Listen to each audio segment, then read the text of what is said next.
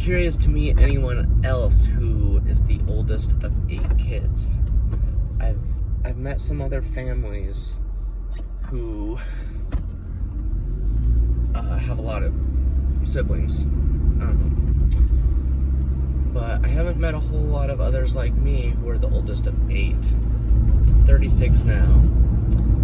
And we're all pretty close in age, and we're all of the same parents. And it was quite an adventure. A lot of bad things happened. Really a lot of unfortunate things, but there were also some good times. I was thankful that my mom was into the arts and kind of just let us run free as kids, even though we were homeschooled. It was also a religious home. Dad being kind of Messianic Jew kind of belief, and mom being Christian. And we celebrate Passover and stuff like that. But anyways, being the oldest of 8, I had the experience, well, I was the only one of these 8 kids who had the experience of being an only child for, first year and a half. And that is pretty special. I only have faint memories of it, but you're adored. Like you're in the adoration of your parents as their first child and the miracle of that new life. And it was wonderful, absolutely beautiful to be, to have that experience. And it's interesting because over half the gals I've ever dated are only kids, or the eldest. So very interesting synchronicity there. But I had to, so I had my brother next, and I was delighted to have a brother, and I just thought that was the most wonderful thing. And as we got older, I'd always take him on adventures and, all the brotherly things, and it was very special. As time went on, and my parents kept having kids, and more siblings came about. Of course, it got more crazy. Also, they weren't very prepared because, as far as financially, our dad had a hard time holding down a job. He had several issues, one being narcolepsy. I remember him being a lifeguard, and he got fired from that for falling asleep, which makes sense. Can't be much of a lifesaver if you're asleep. So yeah, we kind of struggling financially all the time, and I learned to live frugally with less. I'm definitely more extravagant now. It's hard in this consumer society. We're all addicted to consumerism to a certain degree. And anyways, as things got more crowded and I kind of just became one of the herd, so to speak, just to be honest with you guys, I definitely experienced early on kind of my narcissism, and I had to get through that, or I guess a nicer way to say it is just selfishness. But I was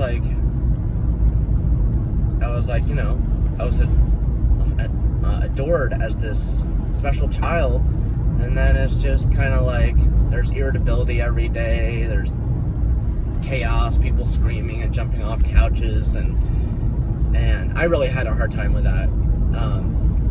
I really did kind of want more siblings like me in the way, which is the really selfish thing to say, but I'm just gonna say it. This is at that time, that were into the things I was into. I really wanted a sibling who I could be in a band with, and we could write songs together and stuff. But it's rare. It's in my existence. It's really I haven't really found anyone else like me. And I was thinking about this today, which is kind of an unhinged or just wild thing to say.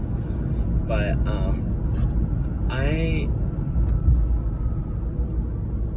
I'm it's a really weird thing to say. I almost can't say it. But, well, I've been, as many of us are, not exactly attracted to the most, per se, classical beauty as far as, like, Vogue, as far as, like, the American aesthetic. I get attracted to something differently. I am very into aesthetics, though, but my aesthetic is quite different from this perfect, symmetrical, beautiful, smooth complexion, all that. It's not that I'm the opposite of that either. It's just that I have my own thing. And so there's been certain people I've been attracted to throughout my life. But one thing I find really strange is I'm, like, really attracted to myself. Like, I wish, this is the weird thing I'm saying. I don't even know if I can post this, but, it's part of my authenticity of, admitting of the reality. And, like, I am attracted to myself in the way where I wish I could be another body so that I could be with myself. I don't know if anyone else has that. I haven't really even had a conversation with anyone about this. And now here I am just throwing it up on YouTube. But, I value myself, and you might call it ego, even though to me, ego is not necessarily a bad thing until it gets out of control. Because ego is just your own unique identity. It's your own unique viewpoint and subjectivity. And it's not, it's good to have self-worth. It's good. And this is going to sound really arrogant, but it's just how I feel. And at least I can be honest with myself on how I feel. But I actually feel bad and have compassion for people who just who can't appreciate me for how I appreciate myself. It sounds very arrogant, but it's like, it's sad. It's sad, especially when I see someone I'm attracted to and I can see them, and maybe I can see something in them that they can't see in themselves. And it's like a novelty or an aesthetic or just something that's an attractor to me.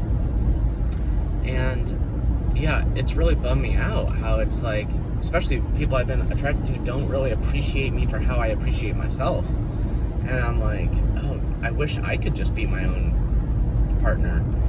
There's a lot of things that are unique about me that I haven't encountered in anyone else, as far as how I like to have everything in a certain place, and I like to have organization, and it really affects my mental health if things are just slopped everywhere in my house. So I'm kind of unique in the way where, even though I'm a stoner, I'm very into being clean. I still have messes, like my car needs vacuumed right now.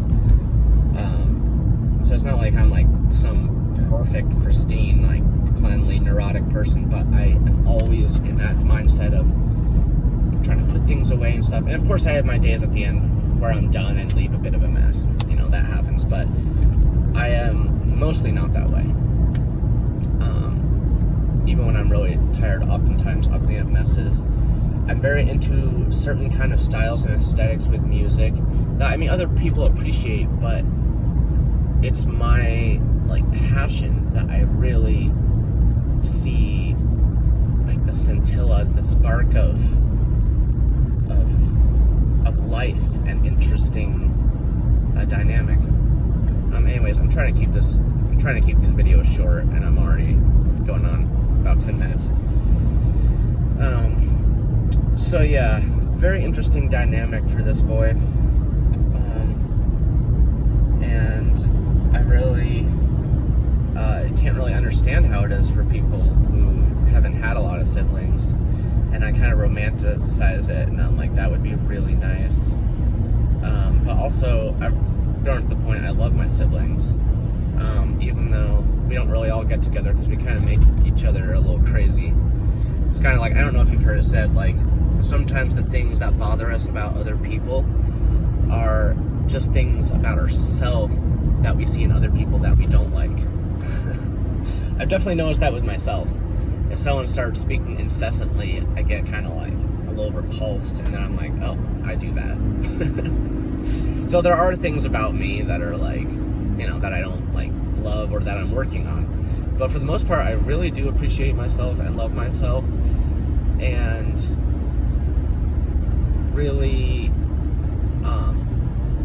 strain to see things and observe things and orient myself and be organized in my space. So I'll probably do a part 2 on this.